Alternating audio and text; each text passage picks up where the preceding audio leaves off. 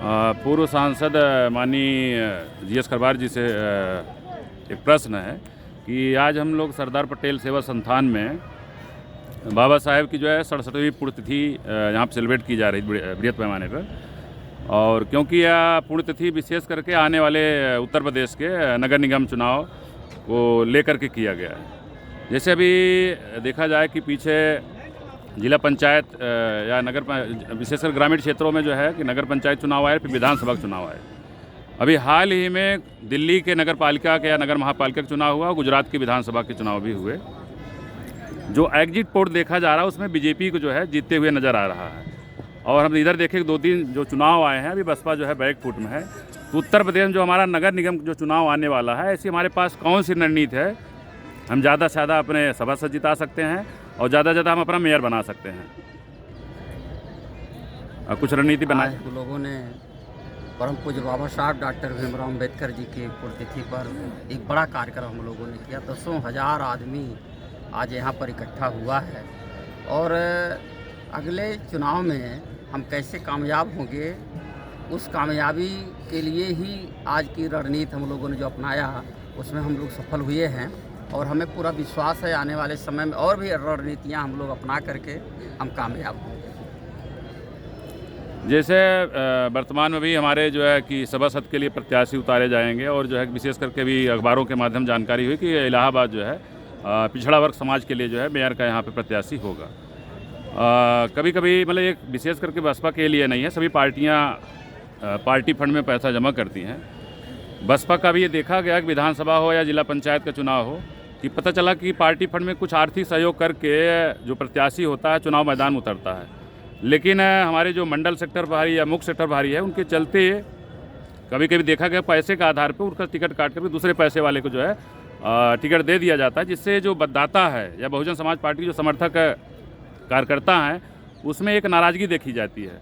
क्या वर्तमान में नगर निगम चुनाव में हम जिसको कैंडिडेट बना देंगे वही कैंडिडेट रहेगा कि इसमें भी उतार चढ़ाव देखा जाएगा, जो ज़्यादा दे देगा उसको टिकट दे दिया जाएगा? या भी जैसे हमारे कामू सोनकर जी बताएगा, जिसको उतार दिया जाए पुराना हमारा जो कार्यकर्ता है, ऐसे लोगों को एक बार जो मैदान में आ गए तो उन्हीं को हमारा समर्थन करना है और मोटिवेट उन्हीं करना है, उनके प्रति जो है समर्थन है। ऐसी क्या स्थिति रहेगी नगर निगम के चुनाव में?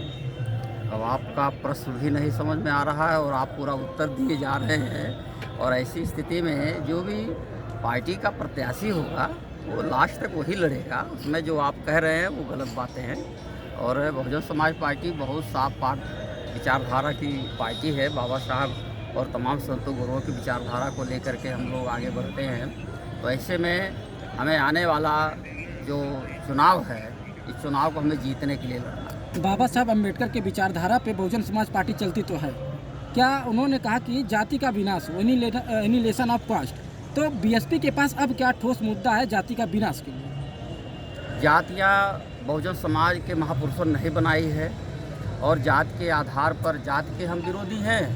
पहले एक ऐसी स्थिति रही है कि जाति हमारे अपमान का कारण बनती थी, लेकिन जब उसी जात के आधार पर मानवर कांशीराम साहब ने, आदरणीय बहन जी ने समाज को संगठित कर दिया और वही जाति हमारे लिए अपमान का नहीं बल्कि सम्मान का प्रतीक बन गया है, तो हम काहे जाति खत्म करें भाई? नहीं, बाबा साहब के विचारों पे जिसने बनाया है वो खत्म करें। हम उसके लिए हम जिसने गलती किया है वही सुधारे। सवाल यह है कि बाबा साहब खुद चाहते थे कि जाति का विनाश हो, तो बीएसपी भी उन्हीं के विचारों पे चलती है। तो बीएसपी के पास कौन सा ठोस मुद्दा है जो है जाति का विनाश हो? सरकार हमारी बनेगी, हम खत्म कर देंगे। जातियाँ जब बनी थी लोग अपना जात बताना भूल गए थे उत्तर प्रदेश की सरकार में। एक प्रश्न ये है कि जैसे मान लीजिए कि बहुजन समाज पार्टी बाबा साहब के संविधान को बार बार ऐसी विचार की आती भी है कि जब भारतीय संविधान ही हमारा जो है कि मेमोरेंडम है, हम इसको जो है 100% लागू करेंगे। तो भारतीय संविधान के अनुसार कि भारत का जो लोकतंत्र हो 50% महिला मतलब आधी आबादी पे भी निर्भर है। जैसे ये पहली बार नहीं है कि अधिकांश देखा जाता है कि जो प्रत्याशी महिला सीट है महिला सीट उतारेंगे, लेकिन जो हमारा मंच होता है, हम एक प्रकार लोकतंत्र की स्थापना की बात करते हैं यहाँ। क्योंकि भैया अमिताभ अम्बेडकर जी क्योंकि वो लखनऊ के इंचार्ज थे, वो किसी कारण क्योंकि उनके हस्बैंड यही काम करते हैं हाई कोर्ट में, इसलिए वो हो सकता खाली हो इसलिए वो मंच पे आ गए। लेकिन देखा गया पूरा मंच जो है पुरुष प्रधान था, महिलाओं की बात करते हैं, आधी आबादी की बात करते हैं। और हमारा मुखिया भी, हमारे मुखिया खुद महिला हैं। लेकिन मंचों पर आपके महिला साथ इंटरव्यू करने वाले भी बहनें नहीं हैं, क्या ऐसे प्रश्न करते हैं? अभी दो लोग बैठे थे भाई। बीएसपी बात करती है जिसकी जितनी संख्या भारी है, क्या उसको हिसाब से टिकट देती है? उसे दिया जाएगा बाबू। नहीं, क्या उस हिसाब से टिकट देती है? हाँ बिल्कुल देती है। सारे के सारे टिकट ब्राह्मणों को दे देती है। कौन कर रहा है? बंद करो आप। बंद करो। ये क्या तरीका है इंटरव्यू देने का? जो जिस हिसाब से बीएसपी प्रश्न होता बेटा है इंटरव्यू सर्जन सुखाए के तहत ये मैं नहीं कह रहा हूँ सर, मैंने वो अक्सर बीएसपी के मन से सुना जाता है कि जिसकी सर्जन सुखाए के तहत बहन जी की सरकार में सबको भागीदारी लॉजिक ही नहीं है हमारा। सबको टिकट मिला, सबको मान सम्मान मिला है। नहीं, आप ये हमारी बात समझने बहुजन की समाज कोशिश पार्टी करिए। किसी एक विचारधारा सारे समाज, सारे मजहब, सारे धर्मों का सम्मान। मेरे कहने का मतलब ये है कि जिस हिसाब से आप लोग कहते हैं जिसकी जितनी हिस्सेदारी उसकी भागीदारी, बताया तो सर्जन सुखाए के तहत हम सबको मान सम्मान देते हैं। बहन जी की सरकार में सारे समाज के लोगों को बहन कुमारी मायावती जी ने अपने कैबिनेट में भागीदारी देने का काम किया।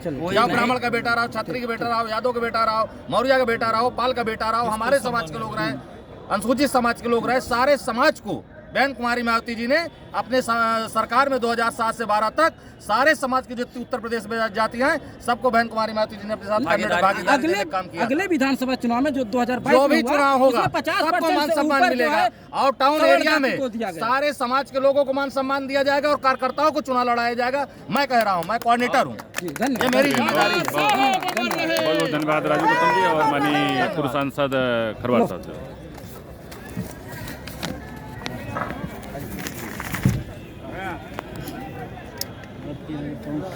जी 80